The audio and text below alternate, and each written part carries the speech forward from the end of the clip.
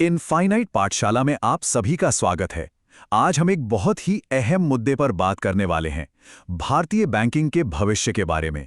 एक ऐसा बड़ा बदलाव जो शायद बस दरवाजे पर ही दस्तक दे रहा है।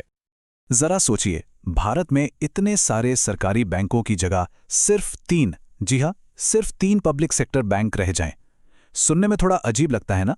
लेकिन ये कोई दूर की कौड़ी नहीं है। ये सरकार के एक बहुत बड़ी प्लानिंग का हिस्सा हो सकता है। एक ऐसा प्लान जो हमारे देश के पूरे बैंकिंग सिस्टम की तस्वीर हमेशा हमेशा के लिए बदल कर रख देगा। तो चलिए आज इसी पूरी योजना को थोड़ा गहराई से समझते हैं। तो बात यह है कि केंद्र सरकार एक बार फिर से पब्लिक सेक्टर बैंकों के मर्जर मतलब कि उनके विलय की एक नई लहर लाने की तैयारी में है। और हाँ, ये कोई छोटा मोटा कदम नहीं है, ये एक बहुत बड़ा फैसला है। और जाहिर है इसके पीछे कोई ना कोई ठोस वजह तो होगी ही। तो सवाल उठता है कि आखिर इस इतने बड़े मर्जर का मकसद क्या है। देखिए, सरकार का कहना है कि इससे देश में क्रेडिट ग्रोथ को रफ्तार मिलेगी। अब एक क्रेडिट ग्रोथ क्या है? आसान भाषा में कहें तो लोन देने की रफ्तार। मतलब बिजनेस करने वालों को या फिर आम लोगों को घर, गाड़ी या दूसरे कामों के लिए लोन पहले से ज्यादा आसानी से मिल पाएगा।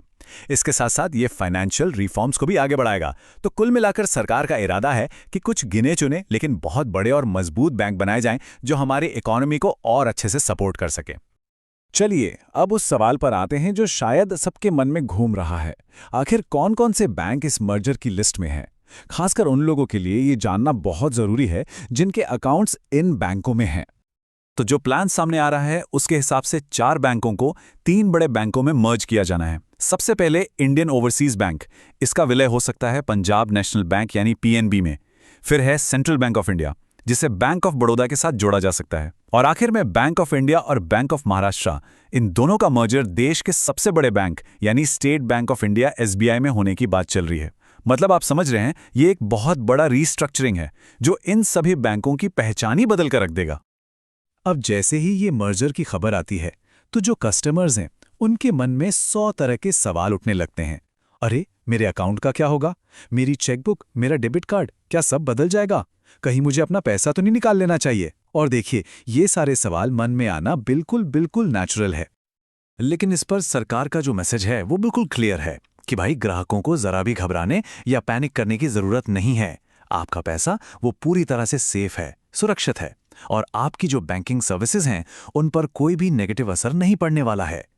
ये शायद सबसे जरूरी बात है जो हर कस्टमर को पता होनी चाहिए।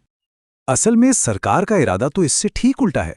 इस मर्जर का एक बड़ा मकसद ही यही है कि कस्टमर्स के लिए बैंकिंग को और भी आसान और भी स्मूथ बनाया जाए। सोचिए, जब बैंक्स बड़े बनेंगे तो उनकी टेक्नोलॉजी बेहतर हो सकती है, वो आपको ज़्यादा तरह के प्रोडक्ट्स ऑफर कर सकते हैं, और उम्मीद तो यही है कि सर्विस भी बेटर हो। तो मतलब लक्ष्य परेशानी बढ़ाना नहीं है, बल्कि आपके बैंकिंग एक्सपीरियंस को और अच्छा बनाना है। एक और बात यहाँ समझना बहुत ज़रूरी है, ये जो मर्जर हो रहा है ना, ये कोई अचानक से लिया गया फैसला नहीं है। अरे नहीं, ये तो सरकार की एक बहुत लंबी सोची समझी स्ट्रैटेजी का, कह सकते हैं कि अगला स्टेप है। ये टाइमलाइन देखिए, इससे आपको अंदाजा लगेगा कि ये सफर कितना लंबा और बड़ा रहा है। साल 2017 की बात है, तब देश में 27 पब्लिक सेक्टर बैंक हुआ करते थे। फिर सिर्फ 3 साल के अंदर 2020 आते आते करीब 10 बैंकों को मर्ज कर दिया गया और ये संख्या घटकर रह गई सिर्फ 12। और अब जो ये नया प्लान है, अगर ये लागू होता है तो ये संख्या सिमटकर सिर्फ 3 पर आ सकती है। आप सोच सकते हैं, ये इंडियन बैंकिंग की हिस्ट्री में एक जबरदस्त, मतलब अभूतपूर्व बदलाव होगा। तो कुल मिलाके कहानी ये है कि ये सरकार का एक लॉन्ग टर्म प्लान है।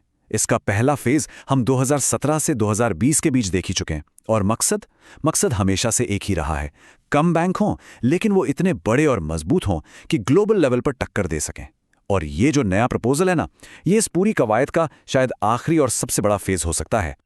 और आखिर में हम उसी बड़े सवाल पर आके रुक जाते हैं, क्या कुछ ही बड़े बड़े बैंक बना देना वाकई में आम कस्टमर के लिए और देश की इकोनॉमी के लिए बैंकिंग को बेहतर बनाएगा? क्या इससे सच में सर्विसेज अच्छी होंगी, एफिशिएंसी बढ़ेगी, या फिर कहीं ऐसा तो नहीं होगा कि इन बड़े बैंकों की भीड़ में छोटे ग्राहकों की आवाज़ दब कर रह जाएगी? ये एक ऐसा सवाल है जिसका जवाब तो खैर आने वाला वक्त ही देगा। देखने के लिए आपका बहुत बहुत शुक्रिया। आगे भी हमारे साथ बने रहिएगा।